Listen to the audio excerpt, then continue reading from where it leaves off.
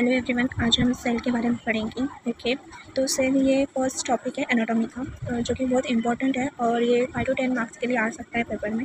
तो सेल क्या है? तो सेल ये स्ट्रक्चर और फंक्शनल यूनिट है अपने बॉडी का।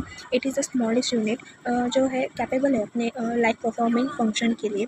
ओके, सो मैं सेल के अब डायग्राम दिखाऊंगी आपको। ओके, तो ये सेल के डायग्राम है। ओके, सेल के अंदर वेरियस बॉडीज़ रहते हैं। ओके, साइटोप्लाज्म इनको क्या करता है, सेट करके रखता है अपने अंदर। साइटोप्लाज्म क्या रहता है, ये जेलेटिन सब्सटेंस रहता है जो वेरियस जो सेल के अंदर ये जो है माइटोकॉन्ड्रिया, गोल्गी एपरेटस वगैरह इनको क्या करता है, सेट करके रखता है। ओके, सो अब हम एक एक के बारे में पढ़ेंगे। ओके, तो सेल के अंदर बहुत सारे ऑर्गेनाइज हैं, जैसे कि cell membrane, endoplasmic reticulum. Endoplasmic reticulum के अंदर दो टाइप्स के आते हैं, रफ एंडोप्लाज्मिक और स्मूथ एंडोप्लाज्मिक। तो वो कैसे है वो हम आगे जानेंगे। ठीक है, गोल्गी एपरेटस भी रहता है, लाइसोसोम्स रहते हैं, माइटोकॉन्ड्रिया रहता है, न्यूक्लियस रहता है, पेरिऑक्सीसोम्स रहते हैं। ओके, माइक्रोफिलामेंट्स और माइक्रोट्यूब्यूल्स रहते हैं। तो अब हम एक एक के बारे में सब जान के लेंगे। First one is cell membrane. Okay, तो सेल मेम्ब्रेन क्या रहता है, it is the outer coating of the cell and contain the cytoplasm, the substance with it is an organelle. Okay, it is a double layer membrane compose of protein और lipid. ये जो double layer की membrane से बना हुआ रहता है। Okay, compose of the lipids and protein से।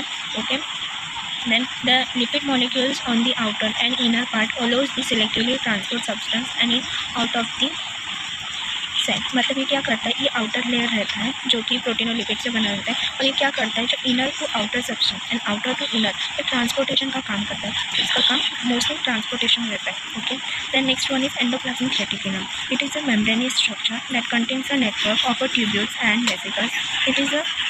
It's a structure in the cell that substance can move through it, and it's kept in a isolation from the rest of the cells until the manufacturing process concluded with the complete. इसके दो types रहते हैं, rough endoplasmic reticulum और smooth endoplasmic reticulum. Rough endoplasmic reticulum क्योंकि इसके ऊपर राइजोसोम्स रहते हैं जो कि इसको रफ अपीयरेंस देते हैं, और स्मूथ एंडोप्लाज्मिक रेटिकुलम क्योंकि इसके ऊपर और राइजोसोम्स नहीं रहते, तो वहाँ पे राइजोसोम्स क्या रहते हैं, एब्सेंट रहते हैं, तो यहाँ पे क्या आएगा, स्मूथ अपीयरेंस आएगा। और रफ एंडोप्लाज्मिक रेटिकुलम में उनका फंक्शन क्या रहता है, तो न्यू प्रोटीन सिंथेसिस करने का। और स्मूथ एंडोप्लाज्मिक रेटिकुलम का मेन रोल किसमें आता है, तो कार्बोहाइड्रेट और ड्रग मेटाबॉलिज्म में आता है। ओके, और वो सिंथेसिस क्या करते हैं, तो वेरियस टाइप्स ऑफ लिपिड्स है ना, वो सिंथेसिस करने का काम करते हैं। Okay, next one is Golgi apparatus. It is a stop collection of fat vesicles.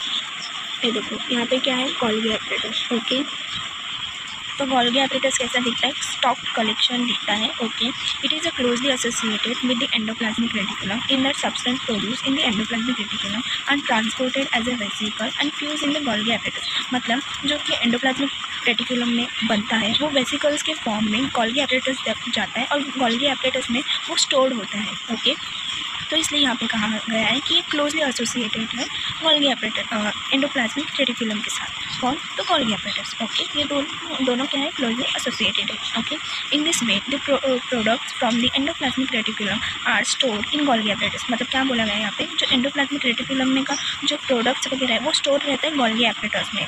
Okay, and converted into different substance that are necessary for the cells various function. Okay, और जब सेल्स को गरज रहती है तब वो गोल्गी एपरेटस ब्रेक डाउन होता है और एज अ फंक्शन जो सेल को फंक्शन करना रहता है इसलिए उसको दे देता है। Okay, then lysosomes.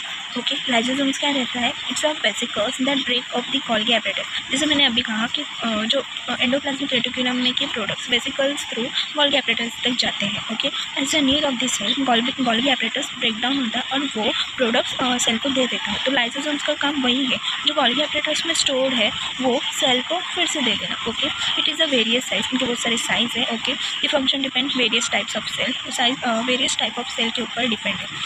Then it contains enzymes that help in a digestion of nutrients in the cell and break down any cellular debris or invading microorganisms like bacteria। मतलब बैक्टीरिया वगैरह जो अंदर सेल में घुसेंगे तो ये उनको भी किल करने का काम करता है। ओके, स्ट्रक्चर है similar to the lysosome is a secretory vesicle.